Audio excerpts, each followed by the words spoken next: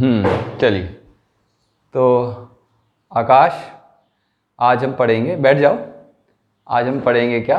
आज हम पढ़ेंगे क्या चीज़ पढ़ेंगे? Fundamental force. ठीक है।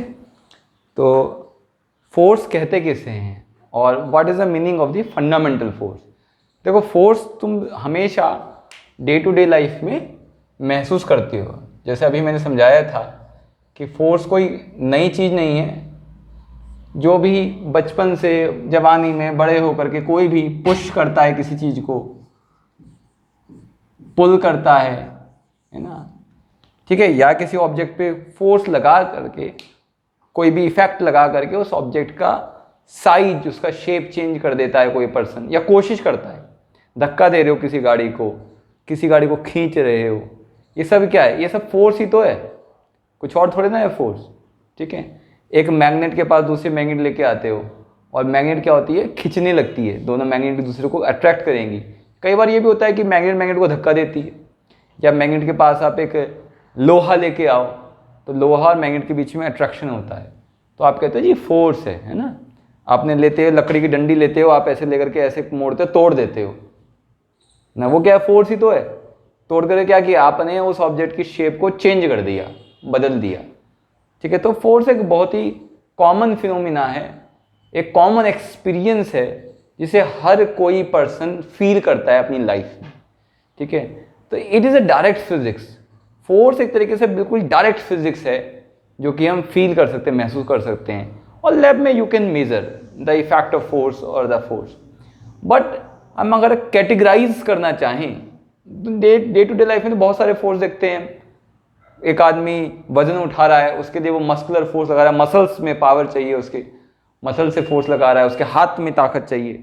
ठीक है। एक आदमी दौड़ रहा है तो उसके पैरों की मसल्स में ताकत चाहिए, पैरों की मसल्स का फोर्स चाहिए उसके अंदर। इंसान तो जो करता है वो मसल से ही कर रहा है। ठीक है ना। और इसके अलावा तुम देखो कि कोई मशीन भी फोर्स लगाती है। आप देखो क्रेन वजन उठाती है ना, तो क्रेन के अंदर कैसा हो रहा है वो काम? एक मैकेनिकल सिस्टम है, उस मैकेनिकल सिस्टम में कोई फोर्स जनरेट हो रहा है। या फिर आप देखते हो जो कूड़ा साफ करने वाले लोग होते हैं, वो क्या करते हैं? वो अपने पास में मैग्नेट रखते हैं, और जितने भी लोहा होता है अट्रैक्ट होकर आता रहता है उनके पास में ना। तो क्या मैग्नेटिक फोर्स है ना। तो बहुत सारे फोर्स हैं जो तुम डे टू डे लाइफ में देखते हो, है ना। लेकिन अच्छा, आप उछलते हो, धरती ऐसे उछले, धरती तुम्हें फिर खींच लेती है, उछले धरती खींच लेती है, बॉल उछालते नीचे आ जाता है। तो ग्रेविटेशन फोर्स है ना। अगर ग्रेविटेशन फोर्स नहीं होता तो आप नीचे नहीं आ पाते। ऐसे भाई कूदे तो आप ऐसे गिरते नहीं, आप अपने हवा में लटके रहते ना। तो ग्रेविटेशन फोर्स आप डे टू डे लाइफ में महसूस करते हो, मैग्नेटिक फोर्स महसूस करते हो, आपके मसल्स का मस्कुलर फोर्स आप महसूस करते हो। या आपने बचपन में भी 6ठी 7वीं 8वीं क्लास में खूब बहुत सारे एग्जाम्पल दे करके यही सब पढ़ाया जाता है ना, जिस समय हम समझ के नहीं पढ़ते, है ना। अच्छा देखिए, अब यहाँ पर जो हम एक स्टैंडर्ड लेवल पे जब हम पढ़ रहे हैं तो हम कैटेगराइज कर रहे हैं। देखिए, हम 4 कैटेगरी बना सकते हैं सारे फोर्सेस की। फंडामेंटली सारे फोर्सेस को दुनिया में जितने भी हैं फंडामेंटली 4 कैटेगरी में डिवाइड कर सकते हैं। वो कौन कौन से मैं लिख नहीं रहा हूँ, बट वो फोर्सेस हैं।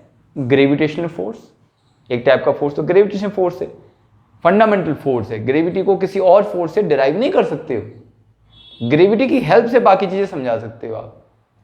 दूसरा इलेक्ट्रोमैग्नेटिक फोर्स है। ठीक है। इलेक्ट्रोमैग्नेटिक फोर्स को भी आप ग्रेविटी से डिराइव नहीं कर सकते हो।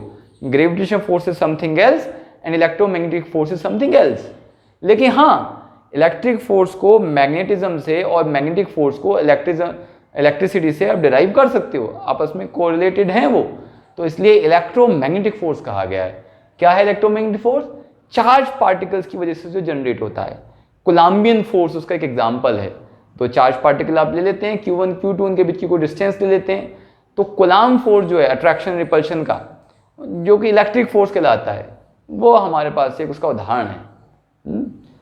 मैग्नेटिक फोर्स, दो मैग्नेट के बीच में जो फोर्स लगता है, ठीक है, या मूविंग चार्ज पार्टिकल्स के बीच में जो फोर्स लगता है, ये भी इसका एग्जांपल है। ये तो ठीक है, बट 2 फोर्स ऐसे हैं जिसका कोई डायरेक्ट एविडेंस हम महसूस नहीं करते लाइफ में, बट वो भी हैं फंडामेंटली। वो 2 फोर्स जो हैं वो न्यूक्लियस के अंदर एग्जिस्ट करते हैं। ठीक है, जिसके बारे में जानकारी अभी 100 साल के भीतर ही हमें हुई है, वो है आपका strong nuclear force and weak nuclear force. ठीक है, ये बहुत ही स्ट्रॉन्ग है और मिस्टीरियस भी है। सबसे ज्यादा स्ट्रॉन्गेस्ट फोर्स कहा जाए नेचर में तो वो स्ट्रॉन्ग न्यूक्लियर फोर्स ही है, हाँ, जो कि किसी भी पार्टिकल के चार्ज पर भी डिपेंड नहीं करता। It is a charge independent, charge पे डिपेंड नहीं करता। ऐसा नहीं है कि प्रोटॉन के बीच में अलग फोर्स लगेगा और न्यूट्रॉन के बीच में अलग, नहीं, proton neutron neutron neutron proton proton के सबके बीच में सेम लगता है फोर्स, लेकिन वो न्यूक्लियस के अंदर होने चाहिए, न्यूक्लियस के बाहर नहीं। तो हमने 4 कैटेगरी बना दी फंडामेंटल फोर्स की।